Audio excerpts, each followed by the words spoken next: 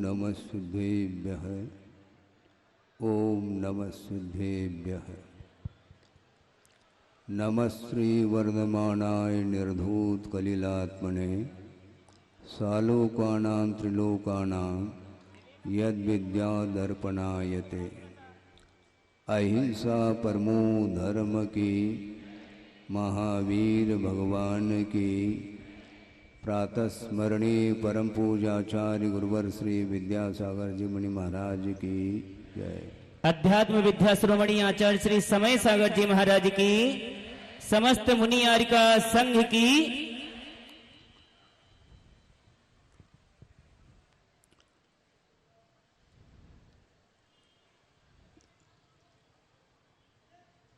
आगम के आधार से कुछ विषय आपके सामने रखा जा रहा है। इसलिए रखा जा रहा है कि मन की जो गति है उसको समझना भी बहुत कठिन हो जाता है।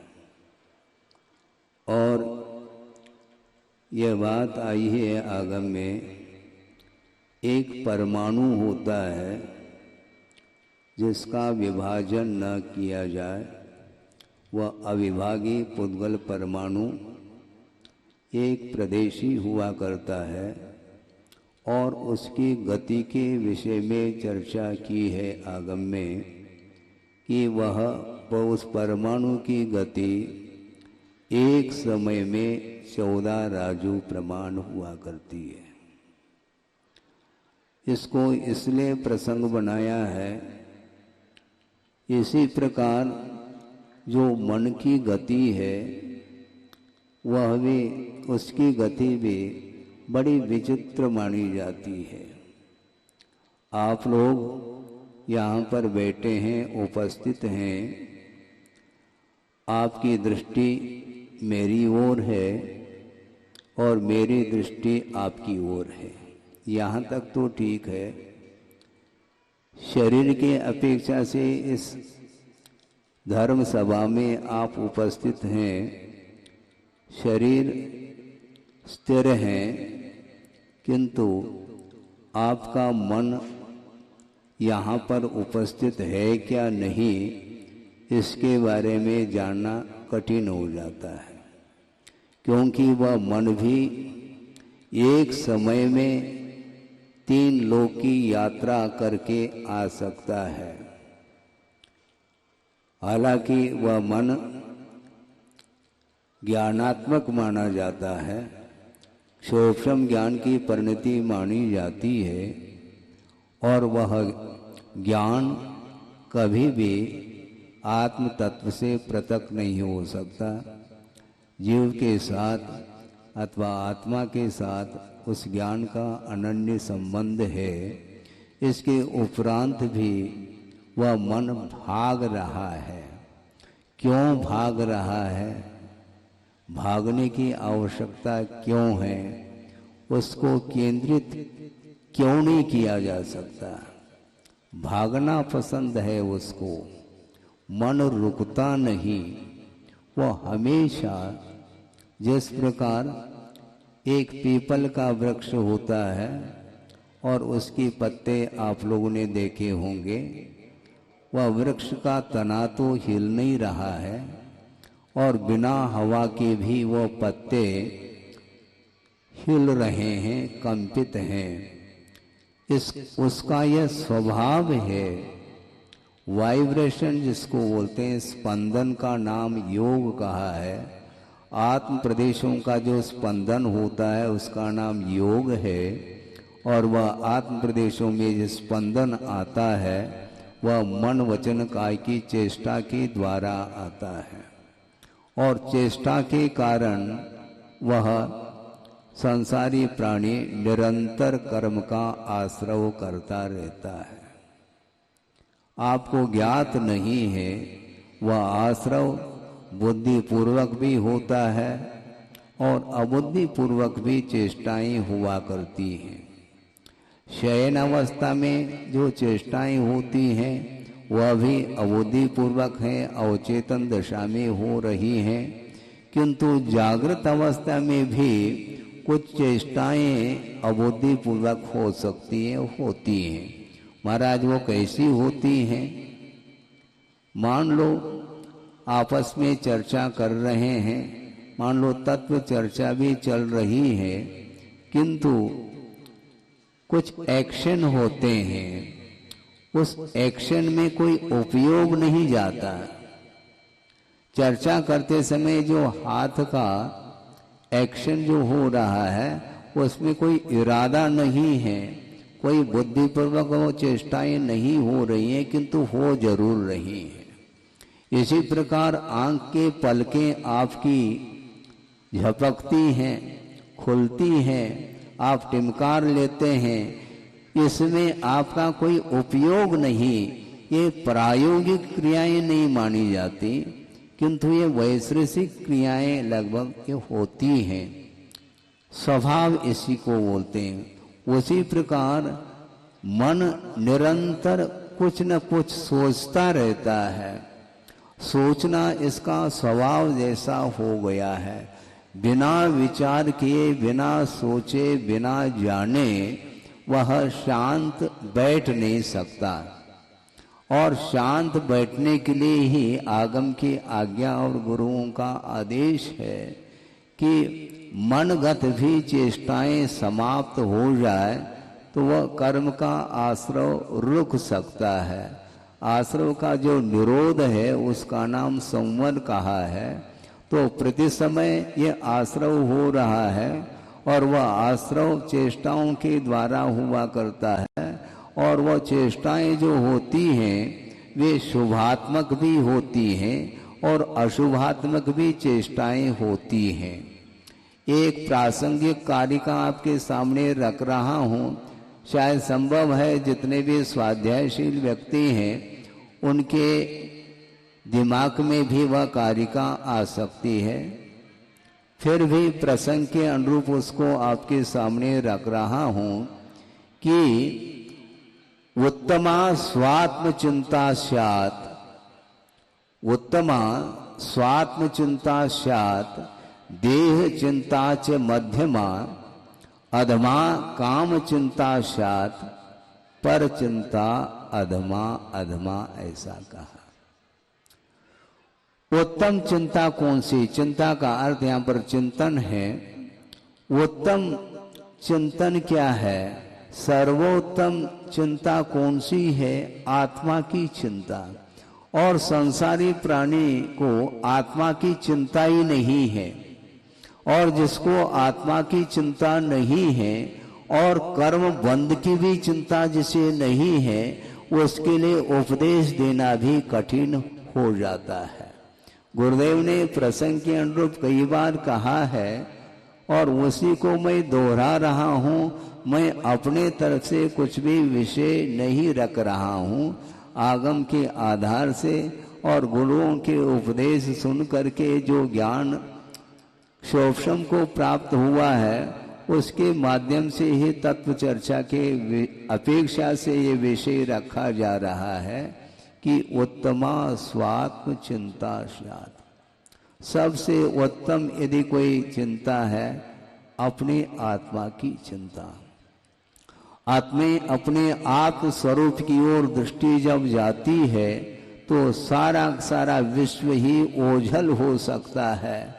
हम जगत को शून्य कर सकते हैं, किंतु खेल नहीं है बंधुओं, जगत को शून्य करना बहुत कठिन कार्य है। आंख मेजते हैं तो जगत शून्य देखने में आता है, किंतु आचार्य कहते हैं अभी भी शून्य नहीं हुआ। क्यों? मन के माध्यम से भी विश्व को देखा जाता है। यहाँ पर सामने स्वर्गीय दृश्य देखने में नहीं आ रहा है, यहाँ पर सामने आपके सामने नारकीय दृश्य भी देखने में नहीं आ रहा है, किंतु मन के माध्यम से वह दृश्य देखने में आ सकता है। इसको बोलते हैं मन के माध्यम से वस्तु तत्व का चिंतन।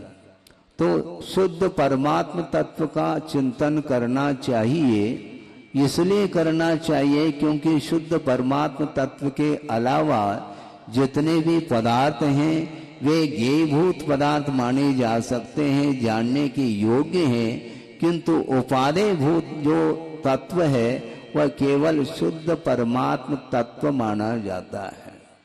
और उसमें भी बारीकी की दृष्टि से देखेंगे तो और एक विशेष बात सामने आ सकती है, वह यह है कि अनंतानंत सिद्ध परमेष्टि हुए हैं अतीत में और भविष्य में भी होंगे, किंतु वे भी शुद्ध परमात्म तत्व है, किंतु वो उपादेय नहीं। महाराज आप क्या कह रहे हैं? आप होश हवास के साथ नहीं कह रहे हैं क्या? बहुत मैं सावधानी के साथ कह रहा हूं और गुरुदेव ने जो बात रखी है उसी को आपके सामने रखने का प्रयास किया जा रहा है। ये जो अनंतानंद सिद्ध परमेष्टि हैं वे हमारे लिए आराध्य हैं, उपास्य हैं, पूज्य हैं, किंतु उनका अस्तित्व पृथक है, ये ध्यान रखें। अनंतानंद सिद्ध परमेष्टि विराजमान है लोक के अग्रभाग पर, इसके उपरांत भी उनका पृथक अस्तित्व पाया जाता है, एक दूसरे में वो शामिल नहीं हो सकते। अनंत सुख का वे अनुभव कर रहे हैं किंतु स्वतंत्रता के साथ कर रहे हैं। किसी बगल में जो सिद्ध परमेष्टि हैं, बगल में मतलब वहीं पर विराजमान हैं, और उनमें जो अनंत सुख उत्पन्न हो रहा है उसमें से थोड़ा मैं ले लो, ऐसा कोई सिद्ध परमेष्टि करने लग जाए, ऐसा नहीं होता। अनंत चतुष्टय का जो संबंध है, कल भी कहा गया था कि वह आत्मा के साथ तादात्म्यता को लेकर के हैं, इसलिए प्रत्येक सिद्ध परमेष्टि अपने ही स्वतत्व का ही संवेदन करते रहते हैं। इसलिए उपादेय भूत जो तत्व है वह स्वयं का जो आत्म तत्व है, जो कि शुद्ध के रूप में परिणमन करने की योग्यता रखता है, वह उपादेय माना जाता है, वह ध्येयभूत पदार्थ माना जाता है। इसलिए उत्तमा स्वात्म चिंता सात ऐसा कहा। सबसे उत्तम यदि कोई चिंतन है तो सारे सारे पर वस्तु को गौण करके एक शुद्ध परमात्म तत्व में उपयोग को केंद्रित करता है, तो उसके माध्यम से विशेष रूप से कर्मों की निर्जरा होती है। कर्मों की निर्जरा और संवर के लिए बहुत सारे साधन हैं, उसमें जो गुप्ती रूप जो साधन है वह सबसे महत्वपूर्ण साधन इसलिए है, उसके माध्यम से कर्मों का क्षय देखने में आता है। और कर्मों के क्षय करने की जो इच्छा, तीव्र उत्कंठा जिसके भीतर है, वह अन्य कार्यों को गौण करके वह समिति से भी ऊपर उठ करके श्रमण लोग गुप्ती में लीन हो जाते हैं। धौला का स्वाध्याय चल रहा था और प्रसंग ये आया था कि शिष्य इस प्रतीक्षा में है कि गुरु मेरे साथ वार्ता करे, प्रतीक्षा में है, किंतु शिष्य ने कोई जिज्ञासा रखी नहीं, तो गुरु भी मौन है और शिष्य के भीतर आकुलता होने लगी। मैं तो मौन बैठा हूं, किंतु गुरु महाराज क्यों मौन बैठे हैं? और जिज्ञासा उसने रख ली, जो भी रख ली हो, यह अलग वस्तु, किंतु उसके उत्तर में गुरु महाराज ये समाधान दे रहे हैं, उत्तर दे रहे हैं कि बिना किसी की जिज्ञासा के गुप्ती को क्यों तोड़े? निष्प्रयोजन वचन प्रवृत्ति भी ठीक नहीं है।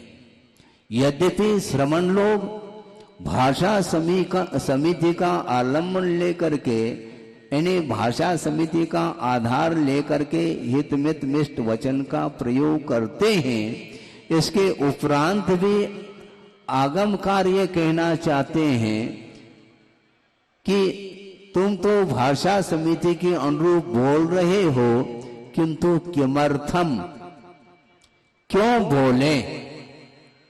बोलने का यदि प्रयोजन है तो आगम का आधार लेकर के अनुवीची यानी आगम का आधार लेकर के बोले, किंतु प्रयोजन हो भूत विषय हो तो बोले, अन्यथा मौन रहें, जिसके माध्यम से गुप्ती पलेगी और उसके माध्यम से विशेष रूप से कर्मों की निर्जरा होती है, पाप कर्मों की, और मोक्ष मार्ग के लिए सहायक भूत जो साथ से पुण्य का भी अर्जन होता है। ये निश्चित बात है। इसलिए उत्तमा स्वात्म चिंता सात ऐसा कहा। महाराज सब कुछ छुड़ाना चाहते हैं क्या आप ये कह सकते हैं कि महाराज सब कुछ छुड़ाना चाहते हैं क्या? तो मैं ये पूछना चाहता हूं कि सब कुछ बटोरना चाहते हैं क्या? तुम क्या करना चाहते हो? तुम बटोरना चाह रहे हो, और जो बटोरा जाता है वह परवस्तु को ही बटोरा जाता है, अपने आत्म तत्व को बटोरा नहीं जाता, उसका चिंतन किया जाता है कि आत्मा का वस्तुतः स्वरूप क्या है। आत्मा का स्वरूप बहुत, उस आत्म स्वरूप के विषय में वर्णन करने के लिए गणधर परमेष्टि भी अपने आप को अक्षम महसूस कर रहे हैं। इतना विराट तत्व है वो।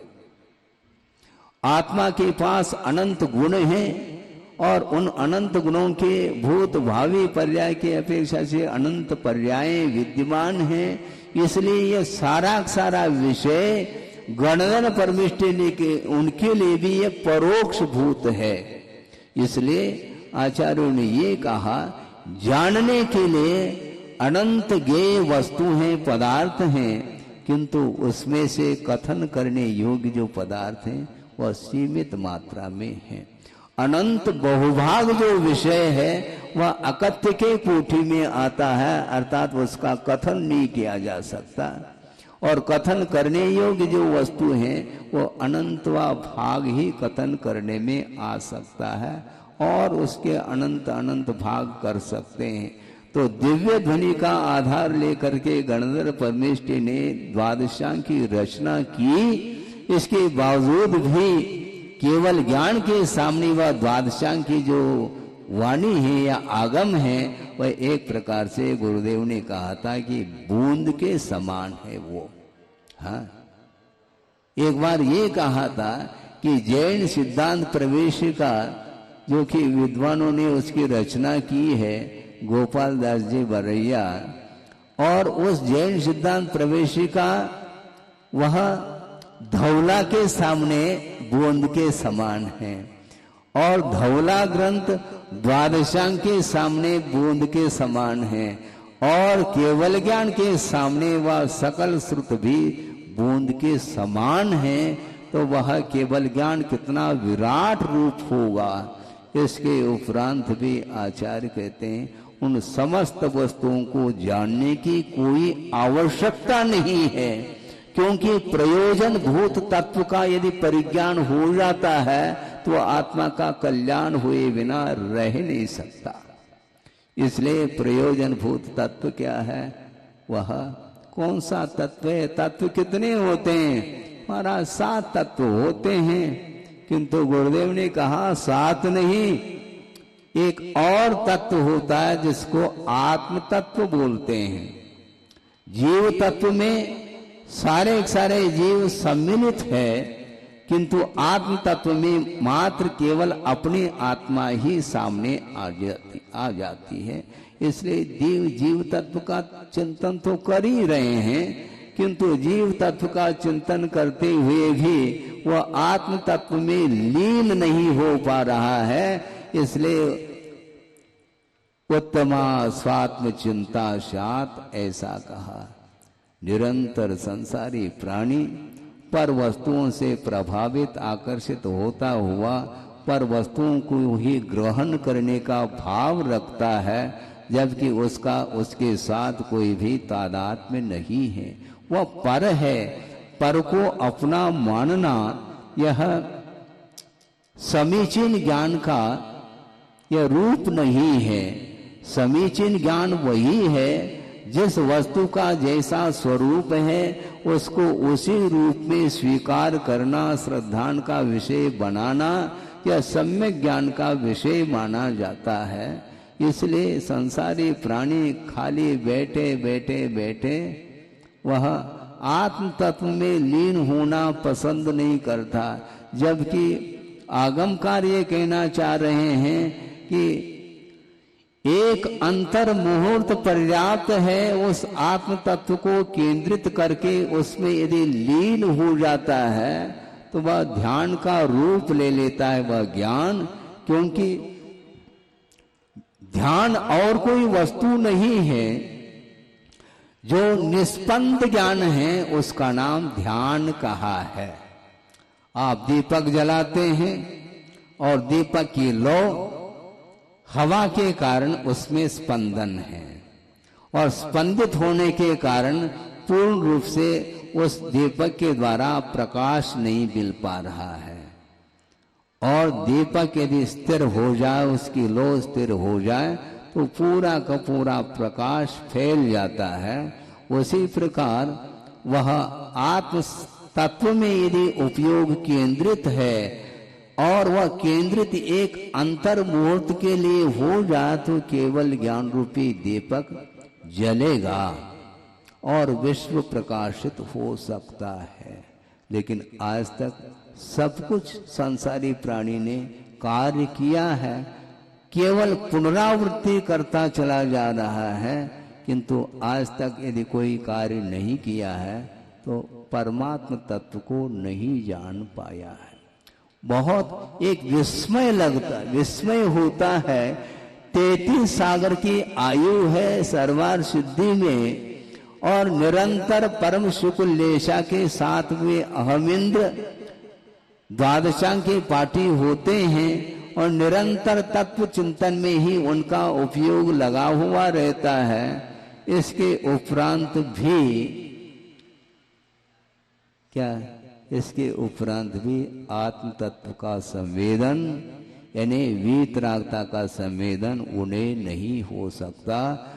क्यों? क्योंकि संयम का अभाव है। द्वादशांग की पाठी होने के उपरांत भी समस्त पदार्थों को जानने की क्षमता रख रहे हैं, भले ही परोक्ष रूप से हो, किंतु इसके उपरांत भी आत्म तत्व का वीतराग स्व संवेदन जिसको बोलते हैं उससे वह वंचित है। क्षायक सम्यक दृष्टि भी हो सकते हैं, इसमें कोई बाधा नहीं। और 33 सागर तक तत्व चिंतन में लीन होते हुए भी एक विशेष बात और कह रहा हूं कि वहां पर वासना नहीं है। परे अप्रविचारा ऐसा सूत्र आता है। 16वें स्वर्ग तक तो भिन्न भिन्न स्वर्ग में रहने वाले जो देव हैं, इंद्र आदि के हैं, वो प्रविचार से सहित हैं, किंतु 9 ग्रैवेक, 9 अनुदेश और 5 अनुत्तर विमान में रहने वाले जो अहमिंद्र हैं वे शुक्ल लेशा के धारी होते हैं और वासना का अभाव रहता है। यानी मनोजन्य भी प्रविचार यानी वासना संभव नहीं है। इसके बावजूद भी असंयम पल रहा है। बड़ी विचित्र दशा है। 33 सागर तत्व का चिंतन करने के बावजूद भी वहां से जब जीव यहाँ उतर करके मनुष्य पर्याय को प्राप्त कर लेता है, वह पुराने जो संस्कार है वह डिलीट हो जाते हैं। 33 सागर तक तत्व चिंतन में लीन रहा। यहां आने के उपरांत वासना जागृत होती है। क्यों? नो कर्म अर्थात कर्म को फल देने के लिए जो निमित्तभूत वैश्विक सामग्री है उसके बीच में आता है तो वह अपने कर्म को रोक नहीं पाता, अपने परिणामों को रोक नहीं पाता। 33 सागर संबंधी जो संस्कार थे, वासना के अभाव में जो तत्व चिंतन आदि किया था, वो सारा का सारा भाव विस्मृत हो जाता है। और यहाँ आकर के कौन आए? वृषभनाथ भगवान का जीव, चक्रवर्ती भरत चक्रवर्ती का जीव और बाहुबली जीव, ये तीनों सर्वार्थ सिद्धि से ही अवतरित हुए हैं। और यहाँ पर अवतरित होने के उपरांत 84 लाख पूर्व की जिसकी आयु है, ऐसे वृषभनाथ युग के आदि में प्रथम तीर्थंकर मोक्ष मार्ग के नेता होने वाले हैं। इसके उपरांत भी वो सारे तत्व चिंतन के संस्कार सब डिलीट हो चुके हैं। इसको बोलते नो कर्म का प्रभाव। इसलिए गुरुदेव का बार बार ये कहना है, यदि कर्म बंध से बचना चाहते हो, कर्म बंध से बचना चाहते हो तो नो कर्म से बचने का पुरुषार्थ करो। क्योंकि भिन्न भिन्न इंद्रियों के माध्यम से ये सारे पंचेंद्रिय के विषय ग्रहित हो जाती हैं और उसके माध्यम से आत्मा अथवा मन गाफिल हो जाता है। गाफिल निद्रा में सोता है, ऐसा बोलते हैं आप लोग। हाँ, वो गाफिल क्यों होता है? वो इसी प्रकार ये आकर्षण है पर वस्तु का, और ये आकर्षण जब तक बना रहेगा तब तक आत्म तत्व विस्मृत होगा। आत्मा का क्या स्वभाव है, क्या उसका स्वरूप है, उससे वह वंचित रहता है। इसलिए देव गुरु शास्त्र की उपासना करने में जिसका उपयोग लगा हुआ है वह उत्तम चिंतन माना जाता है। और आत्म तत्व के चिंतन करने के लिए यह शरीर भी एकमात्र माध्यम है। क्या बोलते हैं आप लोग? शरीर माध्यम खलु धर्म साधनम कहा। शरीर को यह साधन है, आदिम साधन है। शरीर के अभाव में हम तत्व चिंतन की ओर दृष्टि जा नहीं सकती। मान लो शरीर है किंतु रुग्ण हो चुका है, उस समय क्षोभम विद्यमान होते हुए भी मन नहीं लगता, क्योंकि रोग परिसर उसको जीतना आवश्यक है। इसलिए इस शरीर की ओर भी दृष्टि श्रवण की जा सकती है, जाती है।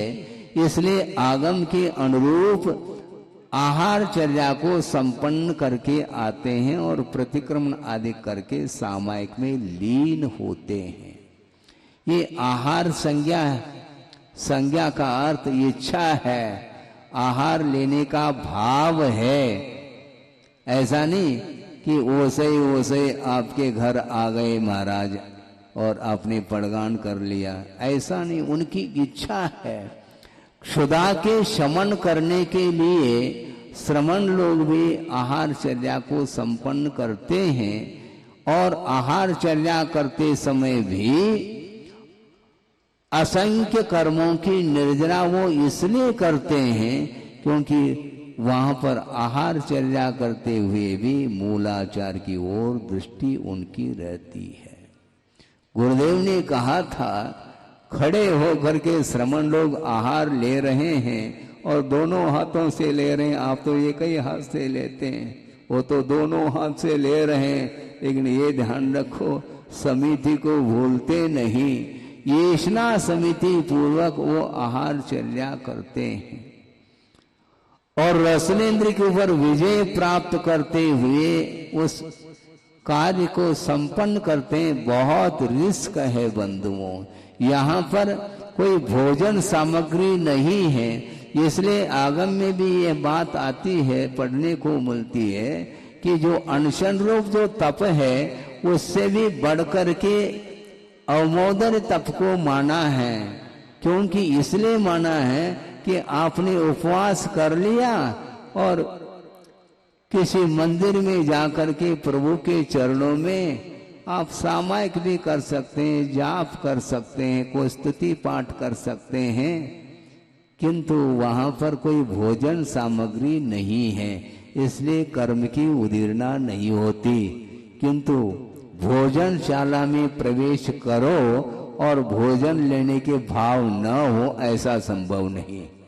किंतु श्रमण लोग वहां पर जाने के उपरांत भी तपसा निर्जरा च, तप के साथ वह भोजन हो रहा, उसका नाम तप है।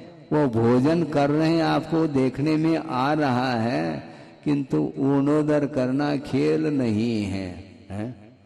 भूख कड़ाके की लगी है, किंतु लगते हुए भी एक ग्रास लेकर के आते हैं, कोई 4-5 ग्रास लेकर के आते हैं और भूख का शमन हुआ नहीं, इसके उपरांत भी वो उस क्रिया को करके आ रहे हैं। इसलिए असंख्य कर्मों की, पाप कर्म की निर्जरा और विशिष्ट पुण्य का संचय करते हैं। इसलिए देह चिंता च मध्यमा ऐसा कहा, इसको मध्यम कहा, क्योंकि आत्मचिंतन करने के लिए यह सहयोग प्रदान करता है, देह अर्थात शरीर। इसलिए यह मशीन के समान है, और मशीन से काम लेना है तो पेट्रोल की आवश्यकता तो होगी, तो अनुपात से जितना आवश्यक है उतना लेकर के आते हैं और पुनः आत्मचिंतन में लग जाते हैं। इसलिए उत्तम से उत्तम यदि कोई चिंतन है तो आत्मचिंतन है, और उसको सहयोग प्रदान करने वाला जो शरीर है उसके अपेक्षा से भी थोड़ा सा चिंतन होता है, वह मध्यम के कोटि में आता है। अब अधमा काम चिंता सात ऐसा कहा, काम की चिंता का अर्थ विषयों की चिंता, यह अधम माना जाता है। गृहस्थ भी भोजन करता है और श्रमण भी भोजन करते हैं। भोजन करने की क्रिया के अपेक्षा से इक्वलिटी देखने में आ सकती है, समानता देखने में आ सकती है, किंतु लेने लेने में अंतर है। श्रमण लोग इंद्रिय पोषण के लिए ग्रहण नहीं करते हैं आहार को, किंतु रत्नत्रय के अनुपालन करने के लिए ग्रहण करते हैं। संयमर्थम वयावृत्यर्थम ध्यानर्थम, इसके लिए ध्यान के लिए, वैयावृत्ति के लिए, स्वाध्याय के लिए, संयम के अनुपालन करने के लिए आगम के अनुरूप उस क्रिया को संपन्न करते हैं। इसलिए गृहस्थ के आहार की क्रिया में और श्रवण के आहार की क्रिया में जमीन आसमान का अंतर देखने में आता है। एक ऐलक महाराज हैं जिनके पास मात्र एक लंगोट है, लंगोटी है, और दुपट्टा भी नहीं है, और मान लो संभव है 4-5 दिन के लिए उपवास संकल्प लेकर के उपवास करके वो सामयिक में लीन हो सकते हैं। इसके उपरांत भी उनकी अपेक्षा से भी असंख्यात कर्मों की निर्जरा श्रवण करता है एक आहार की चर्या को संपन्न करते समय। इसको बोलते हैं महाव्रत, सकल संयम बोलते हैं। इसलिए अधमा काम चिंता सात कहा। वासना की पूर्ति के लिए संसारी प्राणी निरंतर विषयों का आलंबन लेता चला जाता है, वंस मोर कहता रहता है। ये अधम के कोटि में आता है। और इससे भी एक कदम आगे बढ़कर के और एक विषय है कि काम चिंता अधमा कहा, किंतु पर चिंता अधमा अधमा ऐसा कहा। पर चिंता का अर्थ क्या? पर के अहित की जो चिंता है ये अधम से भी अधम अर्थात पाप से भी महान पाप माना जाता है। ये ठीक नहीं है।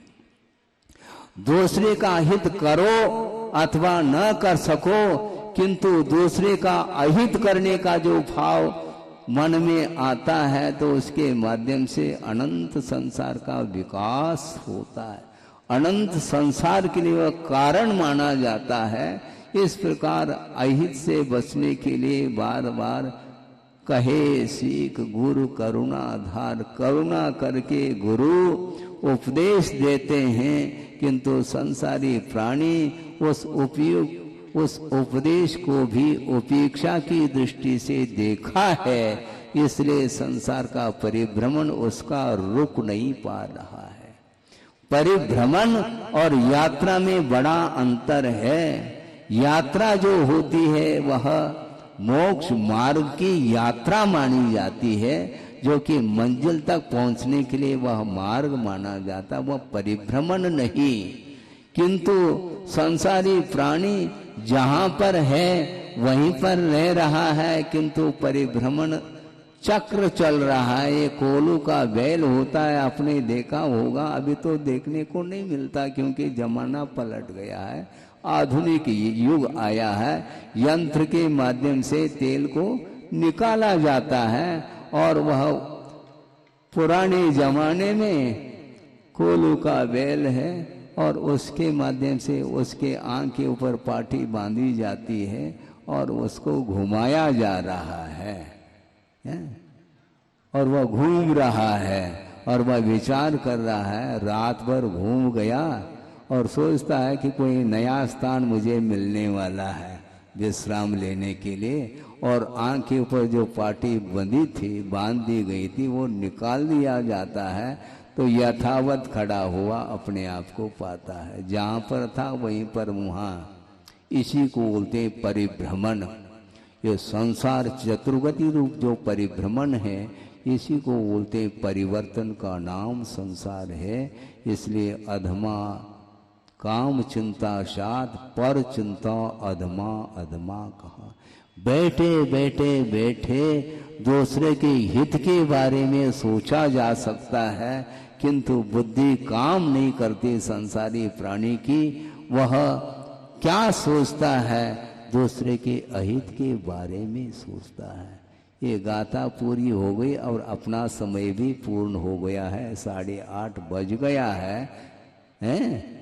इतना ही समय दिया गया था, समय पूर्ण हो गया, किंतु परिभ्रमण को समाप्त करने के लिए बहुत समय की आवश्यकता है।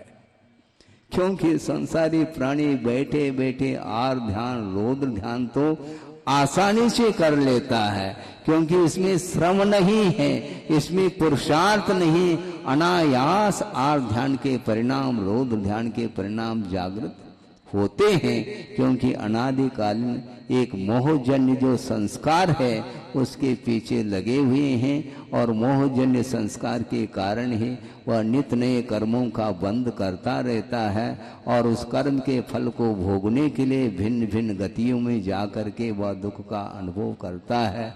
इसलिए ये एक ही श्लोक पर्याप्त है, जिसके माध्यम से आत्मा का चिंतन करने के लिए वह कारिका पर्याप्त है, और पाप से बचने के लिए भी वही कारिका पर्याप्त है।